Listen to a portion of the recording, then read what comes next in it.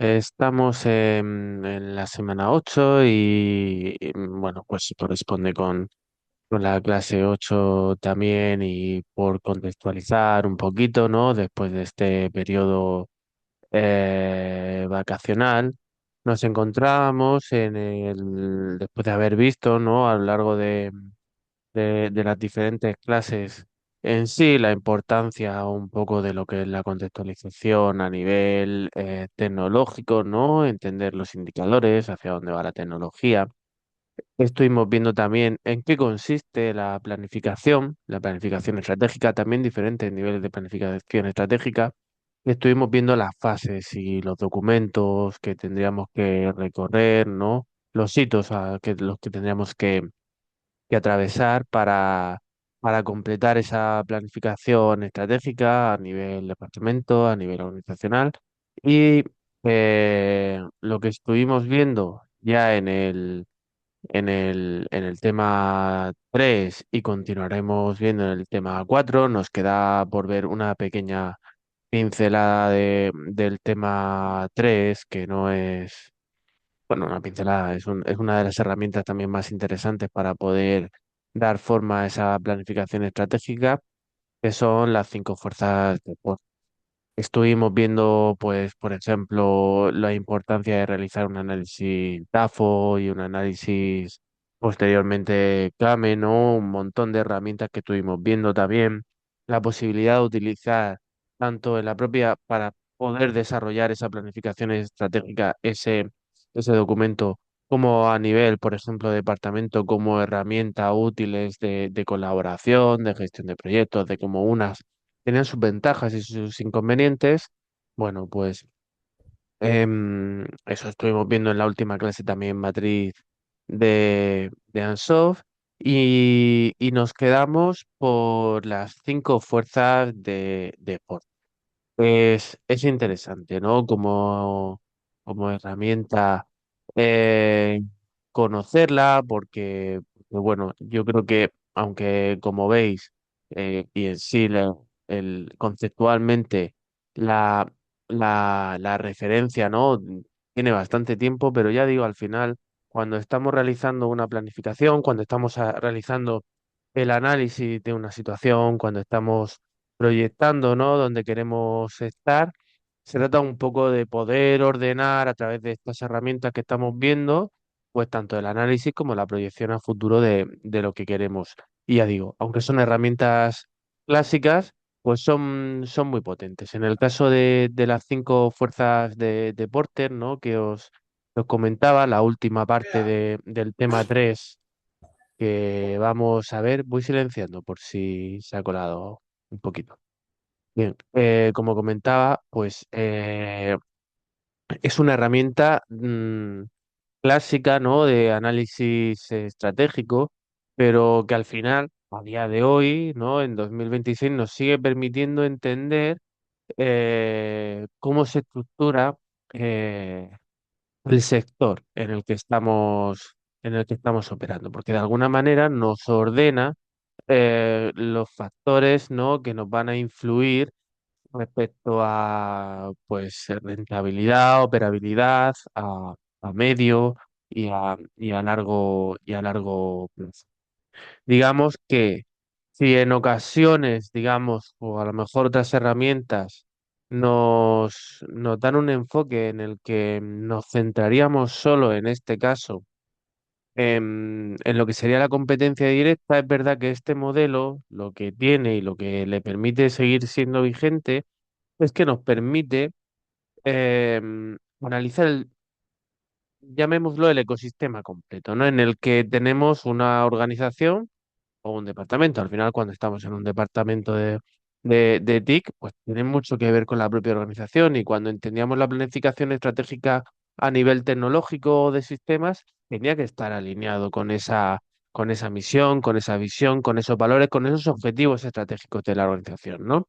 Esos objetivos tecnológicos que estábamos desarrollando, lo que nos permitía es conseguir esos objetivos más generales, ¿no? Entonces, en ese sentido, bueno, pues esta herramienta nos va a permitir entender la competencia o las presiones competitivas, ¿no? Que al final, de alguna manera, van a condicionar, ¿no? Esa decisión estratégica. Como veis ahí, eh, tenemos cinco fuerzas, ¿no? Lo divide en cinco fuerzas o vémoslo cinco dimensiones, ¿no? Como queramos verlo, ¿no? Cinco fuerzas, pues cinco fuerzas de portero. Tenemos la rivalidad entre competidores existentes, lo cual es importante, el poder de negociación que tienen los clientes, sí, los clientes, el poder de negociación con los proveedores o de los proveedores, la amenaza de nuevos entrantes y tenemos también la amenaza de productos, eh, bueno, productos o servicios sustitutos, ¿no? Depende del tipo de organización en la que estemos, ¿no? Entonces, en ese sentido, pues al final nos va a marcar en gran medida, en función de la rivalidad a nivel tecnológico, pues vamos a tener que definir un roadmap u otro, ¿no? Y a partir de ahí tendremos que ir hacia la automatización, hacia la experiencia digital. Bueno, pues lo tenemos que ordenar. Entonces, para eso tenemos que entender cada una de las dimensiones y correlacionarlo, ¿no? con nuestra organización. Por una parte tenemos, y digamos, pues, es uno de los clásicos, ¿no? En el que nos podríamos fijar, es el poder de negociación del cliente. Ahí, cuando estamos hablando de los clientes, estamos haciendo, pues de alguna manera, referencia a lo que es la capacidad que tiene el cliente o el comprador en influir, ¿no? En las condiciones comerciales que estamos planteando. Al final, en gran medida, en función de ese cliente, se pueden establecer aspectos relacionados con el precio, con la calidad, con las funcionalidades, con los plazos o incluso, no sé, de las características a lo mejor del producto o la solución que estamos ofreciendo. Entonces, cuanto mayor es el poder de negociación del cliente, pues menos capacidad tiene, digamos, la empresa para aportar valor. Entonces, es menos rentable, ¿no? Cuanto más poder tiene el cliente. Al final, el poder de negociación del cliente se va, digamos, a incrementar cuando de alguna manera a lo mejor las organizaciones pueden digamos, dependen del cliente en ese sentido, pues porque se pueden organizar sus decisiones de compra, porque pueden coordinar, ¿no? Y a veces se hace, digamos, de forma explícita, ¿no? Se puede haber incluso centrales de compras de clientes o consorcios o cooperativas, ¿no? De consumo, o puede estar digamos, de alguna forma no tan explícito, sino implícito, ¿no? A partir de, pues el hecho de que existan, por ejemplo, comparadores digitales de diferentes soluciones, pues es un poder de negociación creciente, ¿no? Para los clientes, o bien plataformas de licitación, o bien que existan pues, unos estándares de mercado, ¿no? Que sean necesarios. Entonces, en ese sentido es importante, ¿no? Entonces, en esos casos, lo que pasa es que al final el cliente es capaz o tiene el poder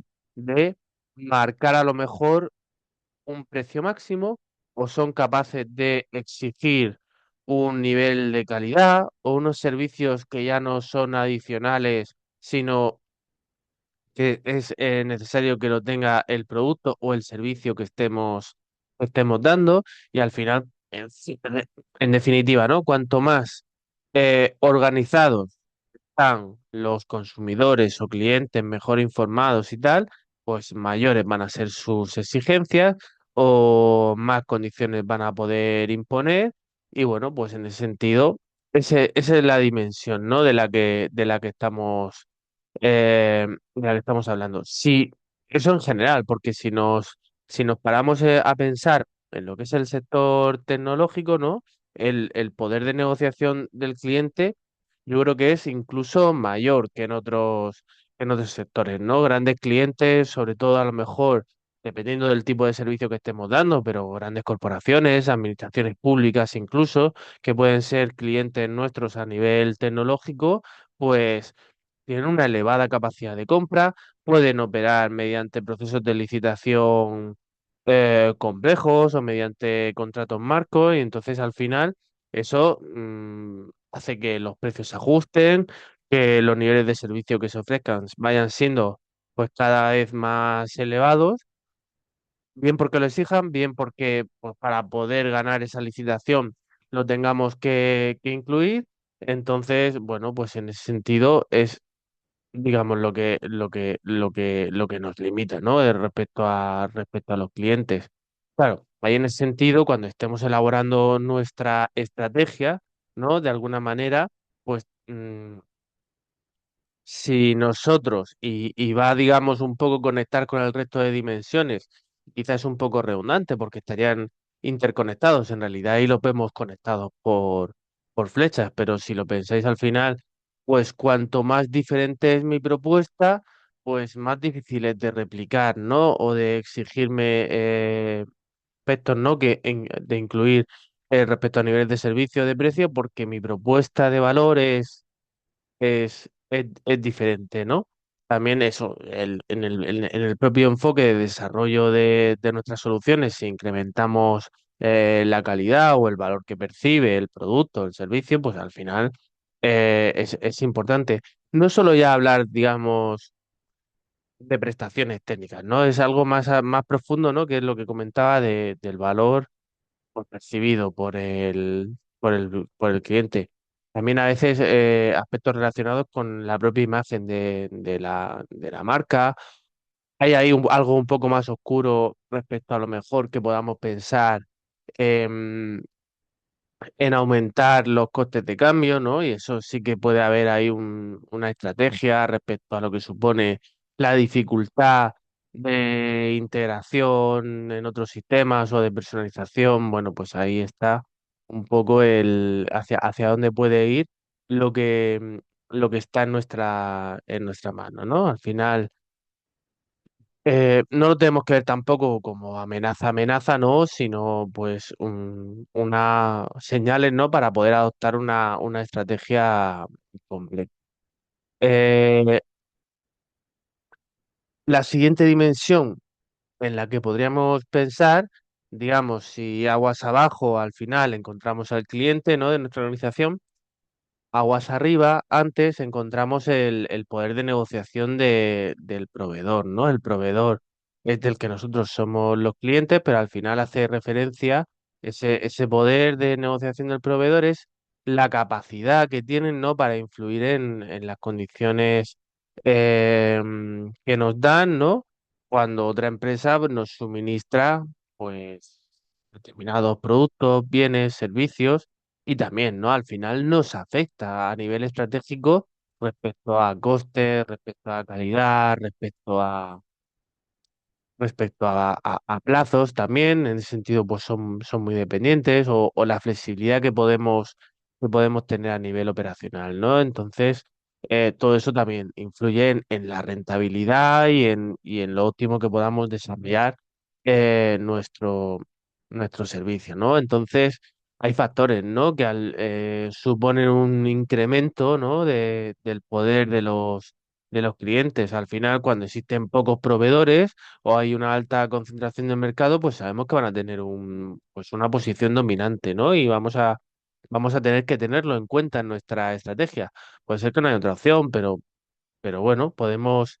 eh, eso es, Edgardo. Al final, cuantas más alternativas tenemos, evidentemente, pues tenemos nosotros más poder cuando hay más proveedores y al contrario, digamos que nos limita el hecho de que haya una alta concentración y que no podamos elegir, ¿no? También eso, cuanto más, dependiendo del tipo de proveedor que tengamos y del producto al que nos refiramos, pues muchas veces hay productos o hay servicios que están muy especializados y que al final son difíciles de sustituir. Si nos falla el proveedor o rompemos la relación con el mismo, pues también vamos a tener problemas. También lo que hablábamos con los clientes nos puede pasar a nosotros, un alto coste del cambio o lo que a veces encontramos en la literatura como switching costs, en el que, bueno, em, puede ser que sea ese coste del cambio a nivel técnico, ¿no? Porque nos dificulta, ¿no? De alguna manera seguir con nuestra operación, pero puede ser también a nivel contractual, ¿no? Que tengamos un contrato y tengamos y que el coste del cambio pues sea demasiado elevado respecto de lo que hemos firmado previamente con el proveedor, si lo hemos hecho a largo plazo y a lo mejor tenemos alguna cláusula en caso de romperlo, ¿no? Y bueno, pues también eso, la dependencia tecnológica, estratégica, bueno, un ejemplo clásico que podemos encontrar muchas veces y que seguro que, bueno, pues de alguna manera lo habéis tenido es el dominio de Microsoft, ¿no? En sistemas operativos de escritorio que durante años ha condicionado decisiones de fabricantes, de desarrolladores y aunque a día de hoy existen alternativas, ¿no? Ese tipo de posiciones que son dominantes, ¿no? Pues muestran cómo un proveedor puede influir pues en todo un ecosistema de productos, ¿no? Entonces, bueno, en ese sentido, el poder de los proveedores a nivel tecnológico muchas veces pues es muy elevado, lo tenemos que tener en cuenta y muchas soluciones dependen de componentes clave, de plataformas, de tecnologías críticas, yo qué sé, de la dependencia de microchips, ¿no? A dependencia a lo mejor de software especializado o de plataformas cloud, bueno, pues ya depende de, mm, de cada organización, ¿no? Entonces, bueno, evidentemente, pues lo que comentaba mm, Edgardo, ¿no? Al final, cuanto más posible es diversificar proveedores y no tener ahí una dependencia crítica de un único suministrador, mejor. Ah, también es verdad que sabiendo que tenemos un único o pocas alternativas, si establecemos unas buenas alianzas a largo plazo, ¿no? Pues más allá de una relación contractual, que la tiene que haber, pero sí un poco basarse en la colaboración o el beneficio mutuo, ¿no? Entonces, bueno, pues en ese sentido es importante.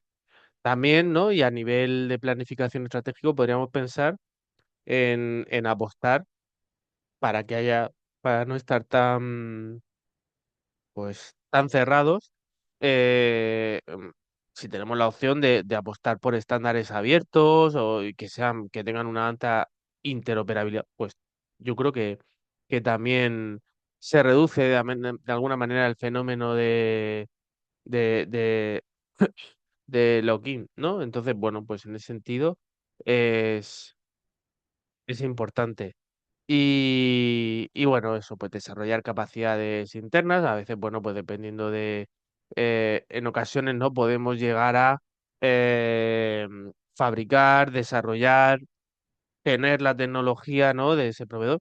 Eso depende, ¿no? Hay muchísimos proveedores y, y, y bueno, pues no siempre es fácil de sustituir o digamos, a aprender a desarrollar eso que hace el proveedor y el enfoque, ¿no? Muchas veces de diseñar arquitecturas modulares, ¿no? Que faciliten ese cambio de proveedor, pues es una manera de no podemos anticiparnos del todo al cambio, pero sí esa resiliencia, ¿no? De esa estrategia que tenemos, eso es una buena, se puede incorporar, ¿no? Y es importante tenerlo en cuenta.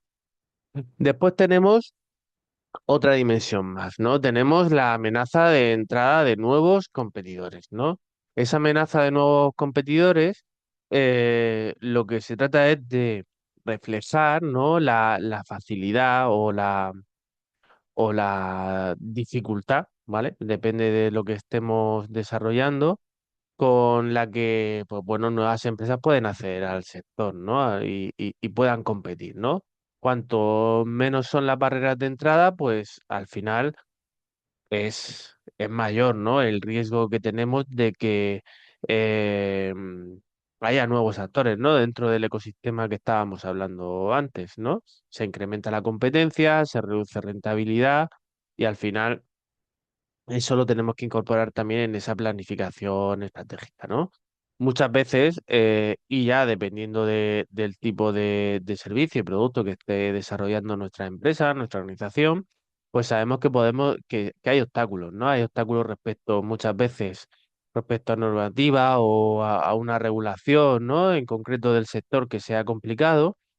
También tradicionalmente pues en sectores donde inicialmente hay una inversión inicial alta o costes fijos, ¿no? Pues puede también hacer de barrera de entrada, es decir, nosotros no podemos de la noche a la mañana empezar a fabricar coches. Necesitamos una inversión inicial considerable y no podemos realizarlo de una manera fácilmente, aunque tengamos el conocimiento, ¿no? Para poder fabricar coches, ¿no? La inversión inicial es alta y es una barrera. También por la dificultad a veces de canales de distribución, de llegar a los clientes. eh, Simplemente por reputación, marca o, digamos la propia confianza del cliente. Pasa parecido con los coches, ¿no? En un momento inicial, ¿no? De diferentes marcas en la que al principio pues, no hay una confianza inicial en marcas a lo mejor que no son del todo conocidas, son un poquito más exóticas. Y eso, bueno, y otra de las barreras es el que tengamos que esos nuevos entrantes tengan el conocimiento técnico, tecnológico, ¿no? De, del que es necesario, ¿no? Entonces, bueno, pues en ese sentido lo tenemos que tener en cuenta. Para mantener esa barrera respecto de lo que es la competencia, pues vamos un poco en esa línea también, ¿no? El que el coste del cambio sea considerable o la diferenciación del producto, ¿no? En el que, bueno, muchas veces es fácil imitar, entre comillas, la oferta que estamos haciendo, el producto que estamos haciendo o el servicio que estamos dando. Cuanto más difícil es de imitar, pues más difícil será que haya nuevos actores, ¿no? Que de alguna manera ofrezcan el mismo servicio.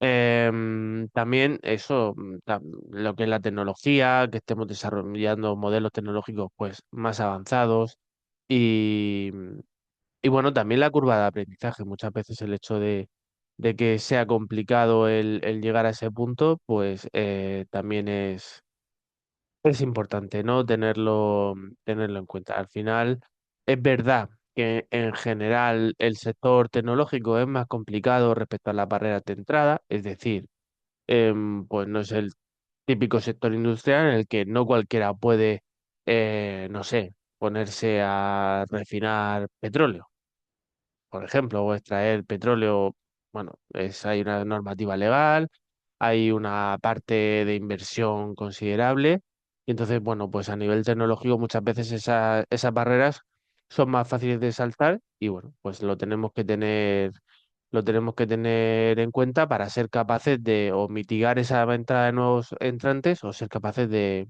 sobreponerse.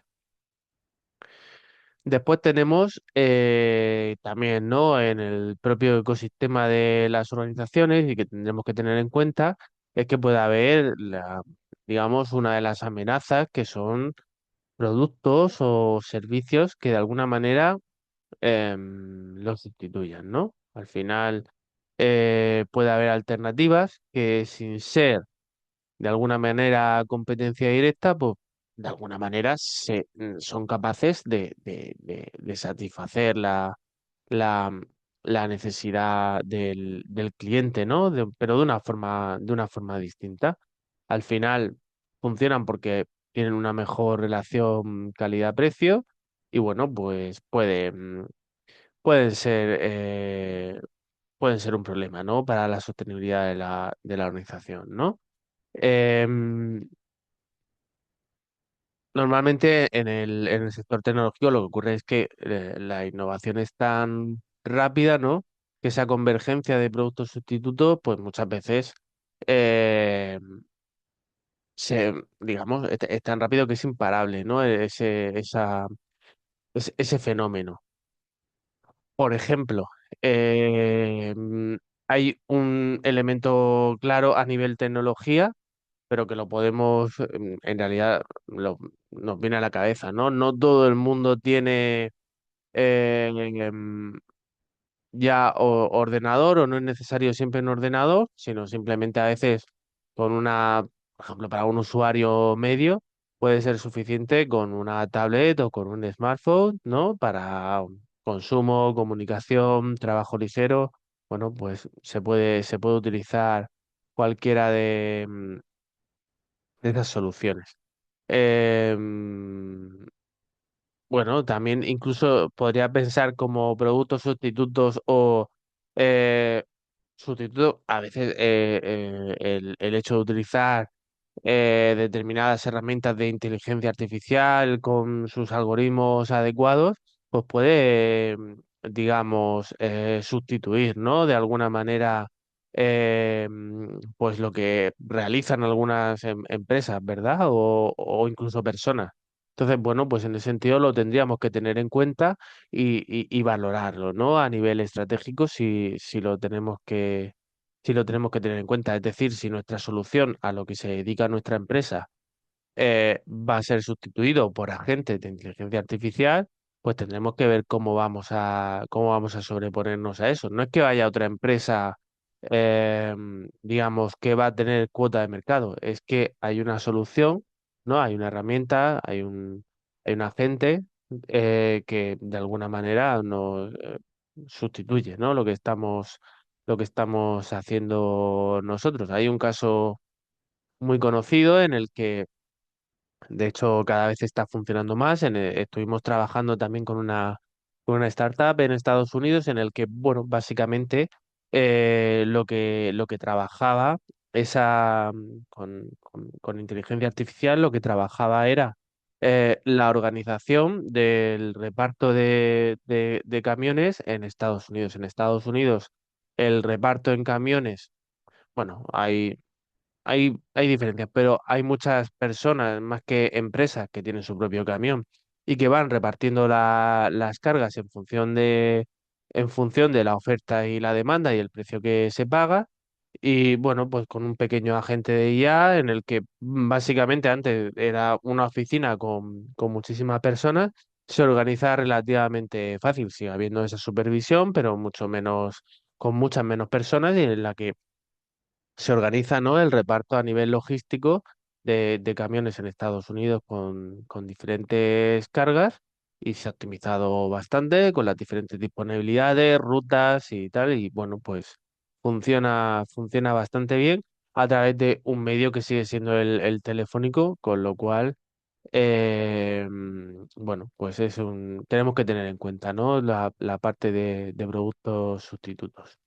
Y después hay evidentemente la rivalidad entre competidores existentes, ¿no? Lo he dejado para el final, es realmente la, la parte más, pues, más evidente, ¿no? Que tenemos que cuidar y que tenemos que tener en cuenta para nuestra estrategia, porque al final el entender, pues, cuáles son el grado, ¿no? de competencia que tenemos en la industria y al final cómo esa presión, ¿no? competitiva va a afectar a cómo de rentables son las empresas en el sector, ¿no? Entonces, hay algunos factores, ¿no? que nos van a condicionar, ¿no? El número de competidores y el tamaño entre ellos, porque muchas veces, bueno, pues dependiendo de la cuota de mercado, el tamaño que tengan pues nos va a condicionar. Em, el crecimiento del mercado también es, eh, es variable, ¿no? Porque al fin y al cabo, dependiendo si está creciendo el mercado o incluso disminuyendo, pues lo tenemos que tener en cuenta respecto a diferentes estrategias. También el hecho de la diversidad de productos, ¿no? Al final, cuanto menos diferenciados sean, pues más guerra de precio va a haber entre unos y otros. También van a influir los costes fijos en el sector.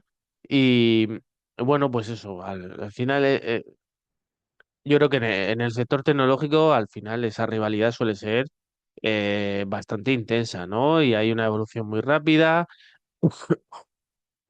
hay ventajas competitivas que dejan de serlo, es decir, que son ventajas competitivas temporales, ¿no? Y entonces, bueno, pues en ese sentido hace que los ciclos de vida de los productos sean cortos, que sea necesario ir innovando e incorporando nuevas funcionalidades y no es como a lo mejor por ejemplo, las funcionalidades que puede incorporar pues el sector de la automoción, ¿no? En ese sentido, la innovación pues es mucho más lenta y más y, y, y, y más comedida, ¿no? Entonces, bueno, pues en ese sentido, quizá la competencia en el mercado no, respecto a esos factores no son tan importantes. Y sobre todo, intentar evitar competir solo en precio, ¿no? Al final se trata de apostar respecto de la competencia por la diferenciación y por el servicio, ¿no? Que se está dando, ¿no? Entonces, bueno, pues en ese sentido es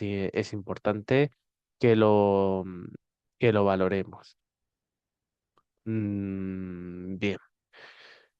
Eh, Esto sí, eso lo dejamos para el final, vamos a avanzar un poquito. La idea es que trabajemos algunas de ellas, si no lo dejamos como ejercicio, digamos, personal, el pensar en las 5 fuerzas de Porter para alguno de estos ejemplos y de alguna manera ir trabajándolos, ¿no? Ir viendo, pues ir analizando cada una de las dimensiones y pues al final, a partir de eso, entender cómo repercute en la empresa. No sé si lo dejamos para el final o para la semana que viene. Vamos a seguir avanzando para no quedarnos ahí descolgados del temario y lo vamos viendo.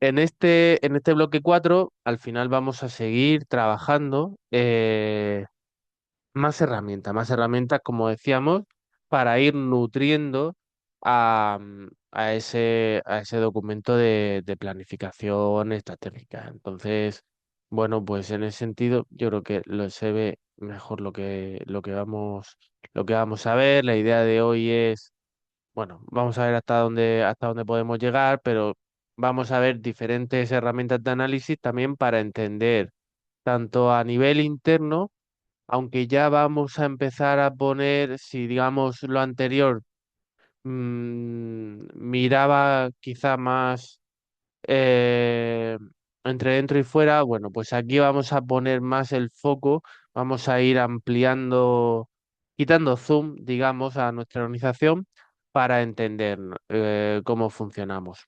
El modelo de las 7S de McKinsey, quizá todavía mantenemos el zoom, pero con el análisis PESTE, el perfil competitivo, los factores o el cuadrante mágico de Gartner y el Business Intelligence, pues vamos a, digamos, a expandir esa perspectiva que tenemos de la organización, ¿no? Entonces, bueno, pues en ese sentido es interesante lo que estamos buscando, sobre todo con este tema, que es continuación, ¿no? Del anterior es seguir añadiendo herramientas para conocer situación actual de la organización, tendencia futura y tener ese diagnóstico, ¿no? Que nos permite determinar, ¿no? Hacia dónde ir o hacia dónde queremos que vaya la empresa en un futuro, ¿no? Entonces, bueno, pues estas herramientas son son interesantes que rematamos con esa visión y tendremos un laboratorio después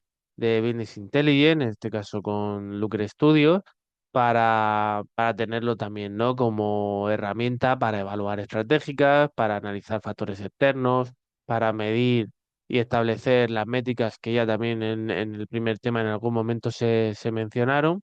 Bueno, pues nos va a servir para eso, ¿no? El contacto, esa presentación del potencial del Business Intelligence a nivel estratégico, ¿no? Bien, ¿en qué consiste, no? Las 7S de McKinsey, ¿no? Es una herramienta también clásica, pero interesante, que nos sirve la perspectiva es que sea siempre para el análisis y, y la acción, ¿no? No quedarnos solo en lo que a veces decimos, ¿no? De la parálisis por análisis, sino que se trata de analizar para proyectar después. Em, Viene también su origen en su momento de, pues de identificar la mejor forma de administrar y organizar las empresas, es decir, viene de los consultores de McKinsey, ¿no? Y yo creo que de la Escuela de Negocios de, de Harvard, creo que era. Y bueno, al final propicia la acción, ¿no? Y parte, y yo creo que es importante, ¿no? Yo creo que todos lo tenemos interiorizado, pero al final, tanto para una empresa como para un departamento, al final no hay recetas únicas y no hay una sola forma de que sea mejor una organización, ¿no? La organización se trata de que hay que buscar el ideal en el que se alinea con su entorno y encaja, ¿no? Que al final es que es un sistema complejo, ¿no? Con diferentes elementos, factores que están además interrelacionados, ¿no?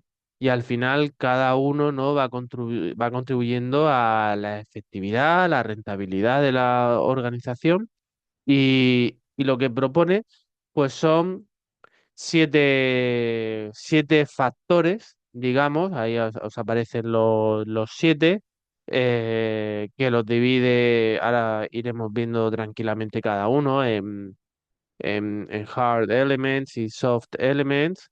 Bueno, pues hace, digamos, por comprender la organización de una manera integral y digamos que organiza el entender esa organización a partir de la estrategia, a partir de la estructura, a partir de los sistemas, de las personas, de las habilidades, el estilo, y todo ello, digamos, aunque están todos relacionados, digamos que todo confluye en los valores compartidos, ¿no? Del centro, ¿no? Entonces, para que una organización, el enfoque, ¿no? Del análisis este es que para que una organización sea eficiente, debe tener un, un alineamiento, ¿no? Un buen grado de fit de esos siete elementos, ¿no? Digamos que tienen que estar relacionados y sintonizados, ¿no? De alguna manera.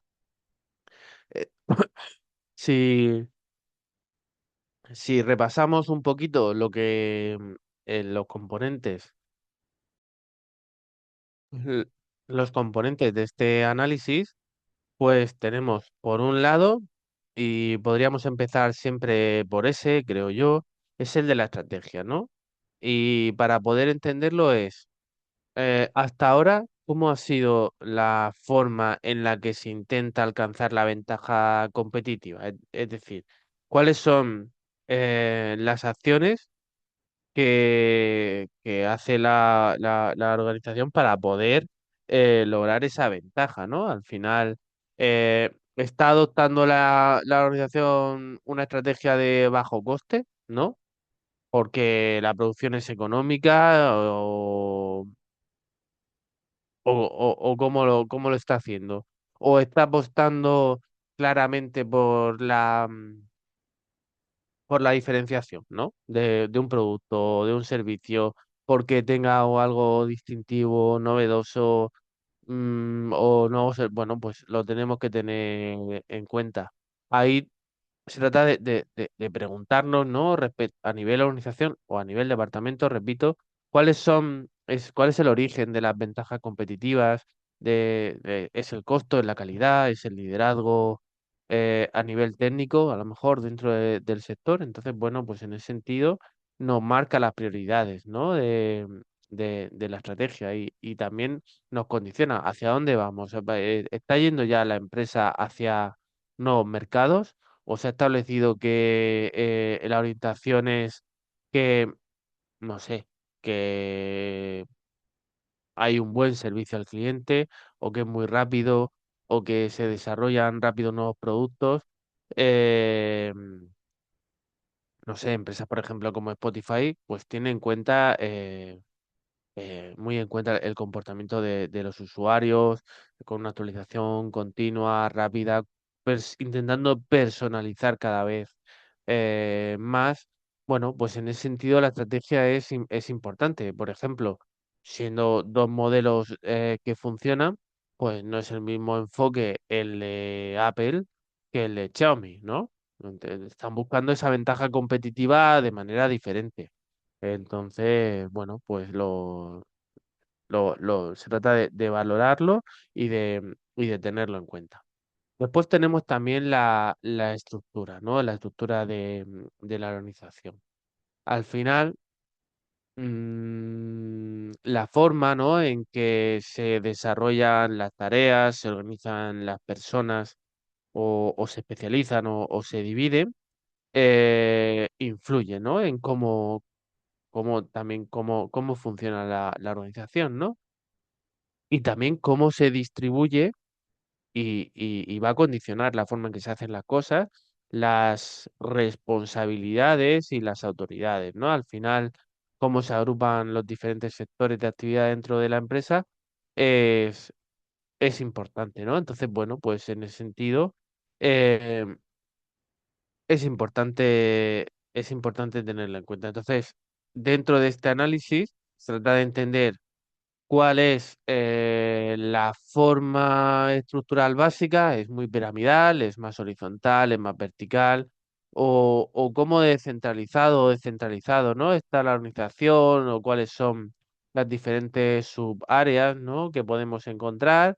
Por ejemplo, en el caso de Spotify, sabemos que se organizan los empleados en escuadrones, en tribus, en gremios para, además de desarrollar proyectos, pues facilitar la innovación, facilitar esa, esa polinización, ¿no? Cruzada de los diferentes conocimientos y todo eso contribuye, ¿no? A cómo es el modelo operativo de Spotify, ¿no? Al final, eh, trata de que sean lo más autónomos posible, lo más responsables posible, pero al mismo tiempo compartiendo, ¿no? Los avances y esos logros de ser autónomo con el resto de perfiles que son parecidos al suyo.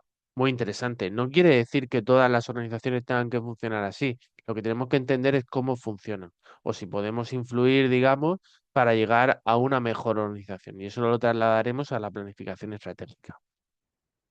Después tenemos los sistemas, ¿no? En el caso de sistemas o systems, pues son los procesos, los procedimientos eh, que al final tenemos en una organización. Tiene que ver con la parte de control, de medir resultados, de cómo se utiliza o se genera la información. Y bueno, pues en ese sentido, tenemos que entender también cómo funcionan los diferentes procesos de negocio, y ahí lo tendremos que tener en cuenta también, sobre todo si estamos a nivel departamento, entender aquellos procesos o los procedimientos formales, pero también informales, ¿vale? Porque de alguna manera también marcan cómo está funcionando y cómo se genera valor. Entonces, bueno, pues en ese sentido, a lo mejor es que es necesario dentro de la planificación el incluir un proyecto de rediseño de procesos de negocio, ¿no? Para que el flujo de trabajo permita un aumento, ¿no? de productividad a lo mejor o revisar los existentes.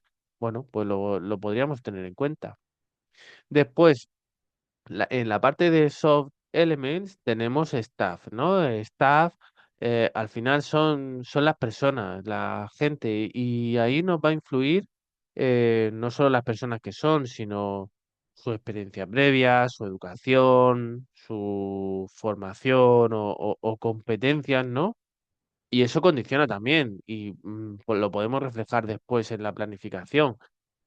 ¿Cómo va a ser los sistemas de reclutamiento, de selección, o cómo se va a trabajar a nivel de crecimiento profesional o de desarrollo profesional? También eso nos va a influir, ¿no? Tanto, ya digo, organización o departamento da igual, porque al final nos va a influir y a lo mejor nos interesa por los perfiles que queremos, el planificar que hay una serie de personas con menos experiencia para que vayan, digamos, aprendiendo desde cero lo que le queremos aportar y la forma de trabajar, digamos, sin ese lastre previo. O a lo mejor necesitamos una serie de personas senior que sean capaces de velar, digamos, de una manera más macro por cómo está funcionando el departamento. Bueno, pues al final tenemos que entender que también La organización está determinada por los individuos que la forman y eso eh, condiciona y se puede moldear. Entonces, bueno, pues también. ¿Qué más tenemos ahí? Ahí tenemos skills o habilidades, ¿no? Respecto a skills o habilidades, al final son, bueno, en principio hay algunas que digamos son comunes para cualquier empresa, aunque sea dentro del mismo sector.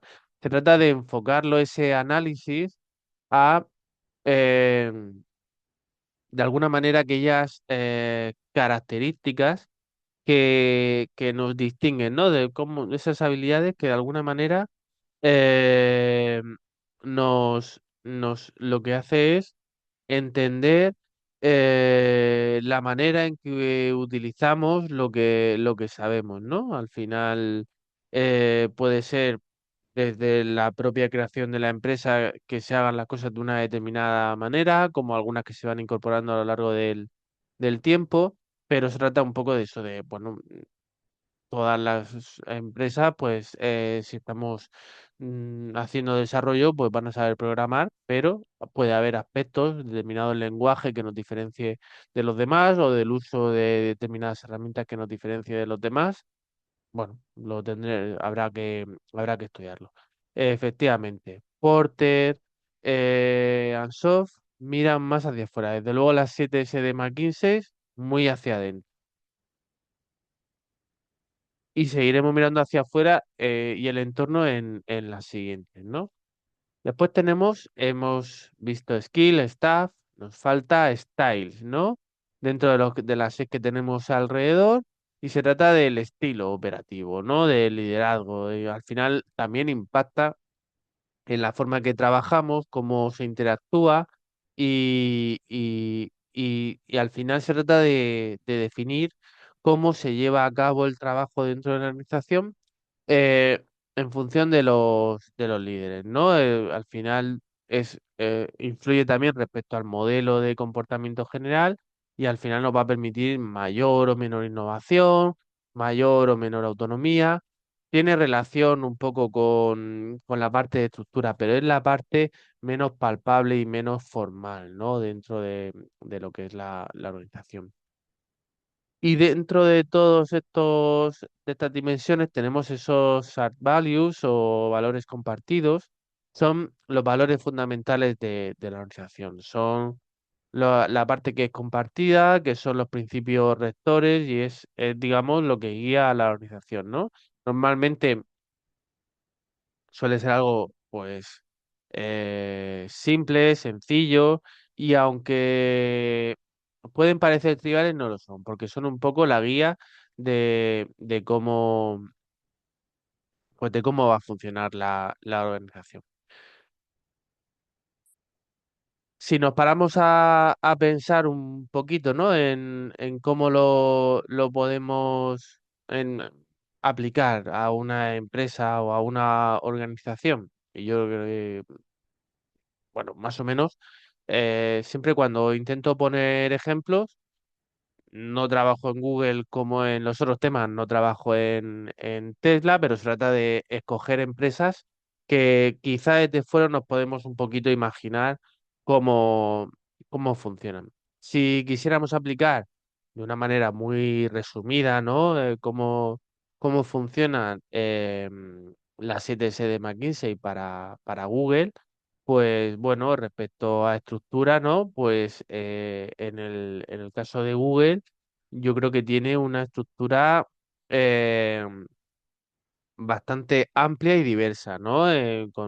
Tiene muchos, sí, haciéndolo, digamos, a nivel Google, pues con gran variedad de productos, servicios, con diferentes unidades de negocio donde, bueno, por una parte tenía esa parte del motor de búsqueda, también plataformas publicitarias, AdWords, AdSense, bueno, pues tenía también productos de software.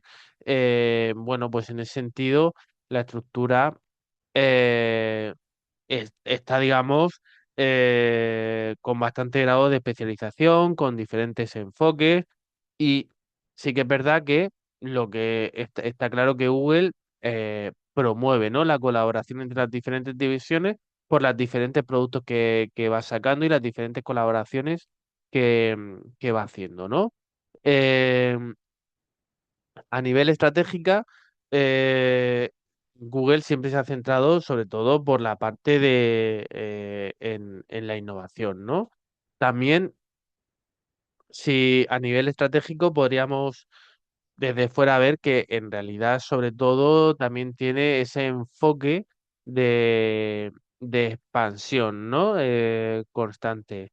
Esa pasión constante se refleja en que al final, pues cada vez va teniendo una mayor gama de productos, de servicios, y aunque tiene, digamos, tiene su base sólida, ¿no? Con la parte de motores de búsqueda, pero tiene la parte de eso, de publicidad digital, de software, de hardware con Pixel y tal, bueno, pues toda esa parte en el que de alguna manera esa estrategia lo podríamos enfocar a eso, a esa visión a largo plazo y en ese crecimiento constante.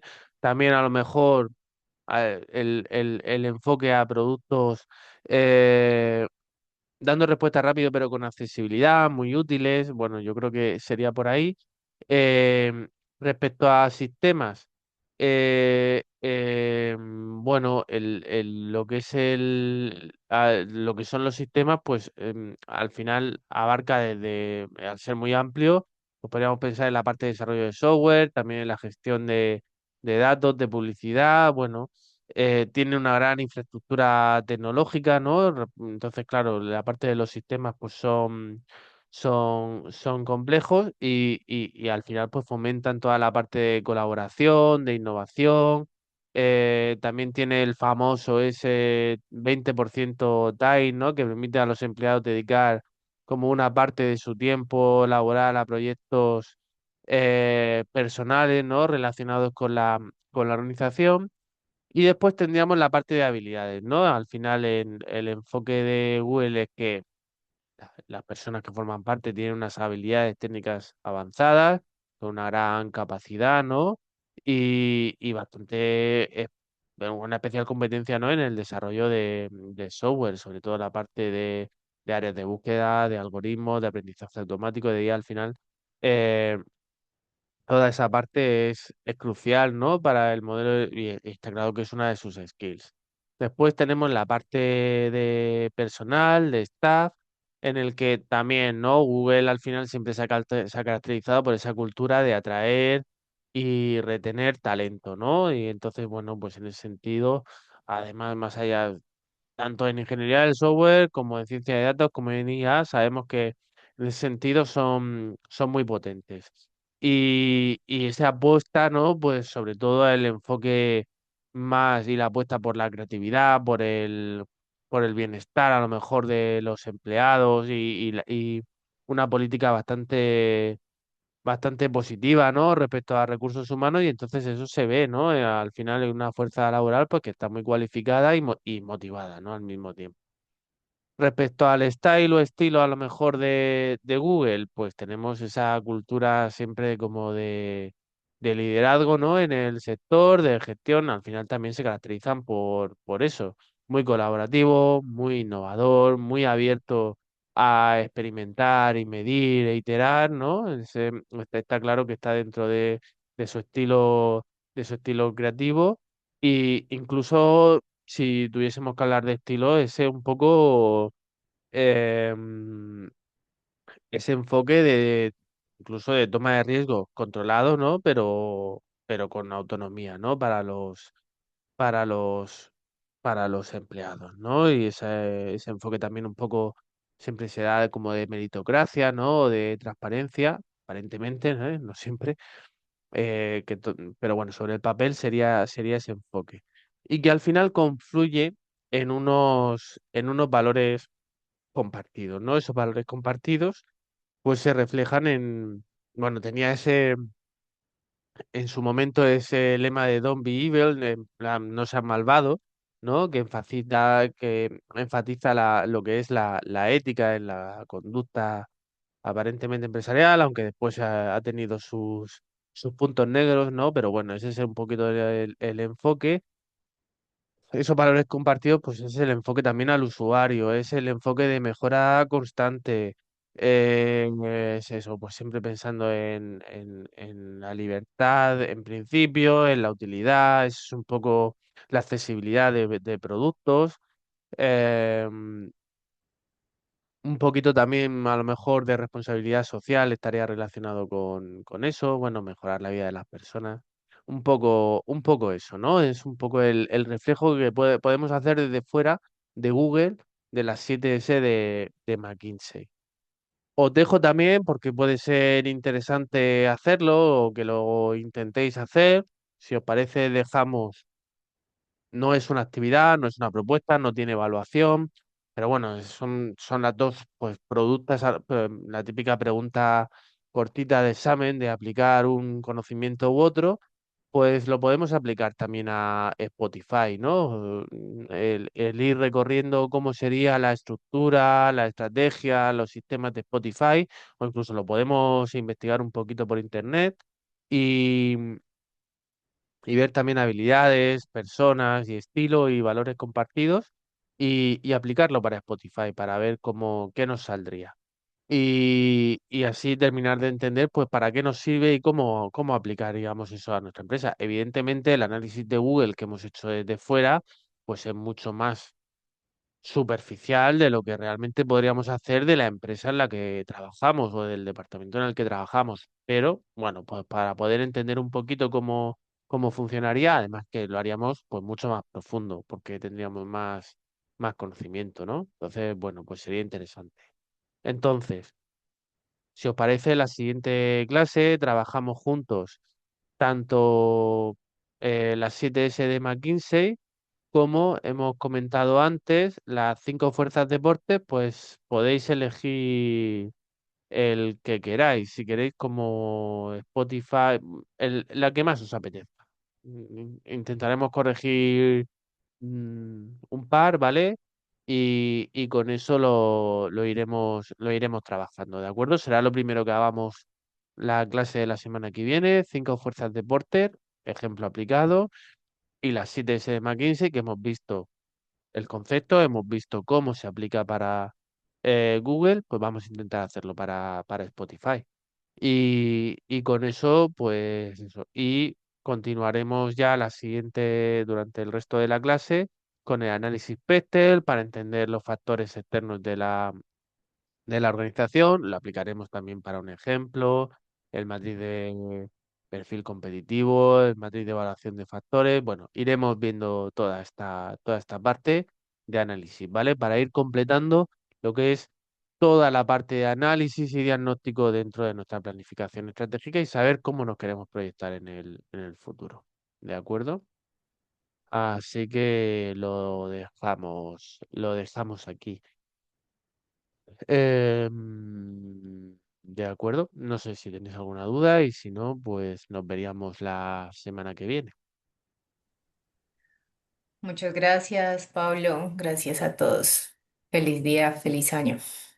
Muchas gracias a todos, lo mismo, feliz día.